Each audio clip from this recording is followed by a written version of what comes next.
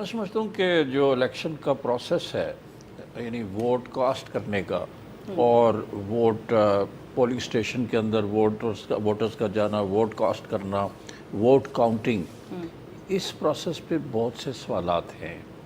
There are lot of question marks. اور میں یہ سمجھتا ہوں کہ Election Commission of Pakistan has to explain to the people of Pakistan کہ یہ ایک ٹرانسپیرنٹ پروسیس تھا. اگرچہ ای یو نے اور کامن ویلتھ دونوں نے اپنی رپورٹس میں، فافن نے بھی کہا ہے کہ the process it self was transparent. البتہ یہ جو انٹرنیشنل آبزرورز ہیں انہوں نے یہ کہا ہے کہ پری پول ریگنگ کی جو بات ہو رہی ہے وہ پرسیپشن جو تھا وہ صحیح وہ موجود ہے، وہ ٹھیک ہے. ہے.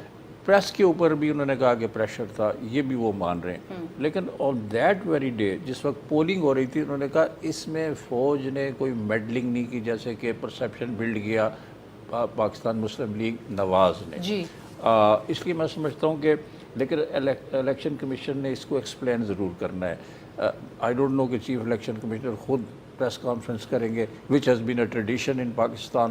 وہ آئے اور بتائیں کہ سسٹم کہاں بیٹھ گیا، سسٹم میں کیا خرابی ہوئی. سر آج جیسے ایاز صادق صاحب نے بھی کہا اور جو الیکشن کمیشن پہ الزام عائد کیا جا رہا ہے جانبداری کا، آپ سمجھتے ہیں وہ درست اقدام ہے؟ مجھے نہیں پتا کہ کس حد تک درست ہے، لیکن میں سمجھتا ہوں کہ Election Commission has to explain to the people, they have to satisfy all these people جو کہ یہ آبجیکشن ریز کر رہے ہیں کہ جی یہ ہم نے فیئر پروسیس سے ہم گزرے ہیں.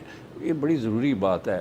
اور میں سمجھتا ہوں کہ جو پارٹیز ہیں ان کے گریوینسز ہیں، مثلا فارم 45 واز ناٹ اویلیبل. کچھ ایسے پولنگ اسٹیشنز ہیں جہاں پہ انہوں نے ایجنٹس نے کہا جی کہ ہمیں زبردستی دھکیل کے باہر نکال دیا گیا. مثلا یہ خاقان صاحب کی آپ نے مثال دی، شاید خاقان صاحب نہیں میرے حلقے کے ہیں، ان کا بھی یہ ایک گریوینس ہے کہ ان کے پولنگ ایجنٹس کو باہر نکال دیا گیا، ان کو وہ ریزلٹس نہیں دے گئے اتھینٹک ریزلٹس. سر باہر نکال دینا یعنی کہ شفافیت سے محروم کر دینا اس الیکشن کو. اچھا، اس لیے یہ کوسچنز ہیں